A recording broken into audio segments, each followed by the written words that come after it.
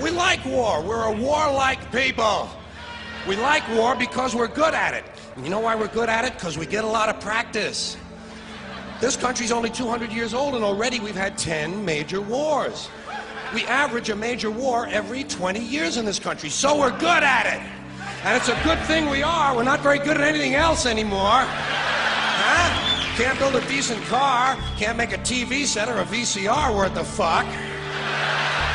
Got no steel industry left, can't educate our young people, can't get health care to our old people, but we can bomb the shit out of your country, all right? Especially if your country is full of brown people. That's our new job in the world, bombing brown people. Iraq, Panama, Grenada, Libya, you got some brown people in your country, tell them to watch the fuck out, or we'll goddamn bomb them. Well, when's the last white people you can remember that we bombed? Can you remember the last white, can you remember any white people we've ever bombed? The Germans, those are the only ones, and that's only because they were trying to cut in on our action. They wanted to dominate the world. Bullshit, that's our fucking job!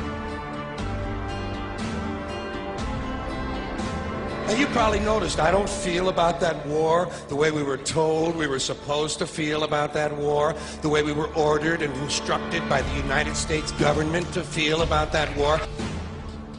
My mind doesn't work that way. I got this real moron thing I do, it's called thinking.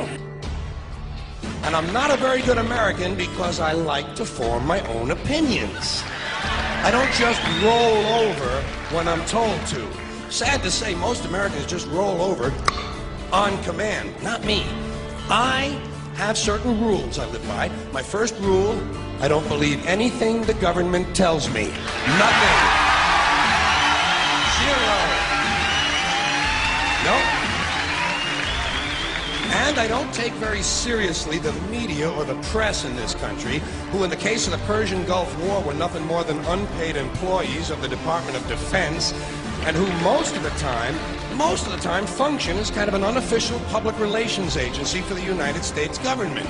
So I don't listen to them, I don't really believe in my country, and I gotta tell you folks, I don't get all choked up about yellow ribbons and American flags. I consider them to be symbols, and I leave symbols to the symbol-minded.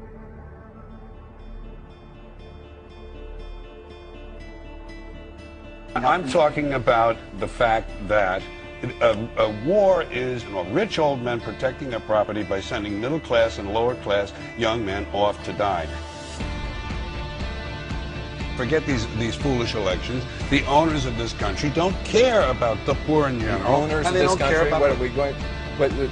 Is this Karl Marx talking to me? The owners of this country are the voters of this country. No, you're wrong about that, my friend. Aren't the owners of this country the voters in this country who elected George Bush? No, they're not. Listen, politics, these elections are a charade. It is a charade. Oh, okay. They are meant to... Well, I'll tell you, just listen for a minute. Learn a little something. The elections and politicians are in place in order to give Americans the illusion that they have freedom of choice. You don't really have choice in this country. All of the things that are important reduced in choice. Newspapers in a city, how many? Used to be 3, 4, now it's 1 or 2. They're owned by the same people, and they also own a radio station. Give these people a voting day every year so that they'll have the illusion of meaningless choice. Meaningless choice, that we go like slaves and say, "Oh, I voted." The limits of debate in this country are established before the debate even begins, and everyone else is marginalized and made to seem either to be communists or some sort of disloyal person, a kook, there's a word, and now it's conspiracy. See, they've made that something that should not be even entertained for a minute, that powerful people might get together and have a plan. Doesn't happen. You're a kook. You're a conspiracy buff. Conspiracy buff.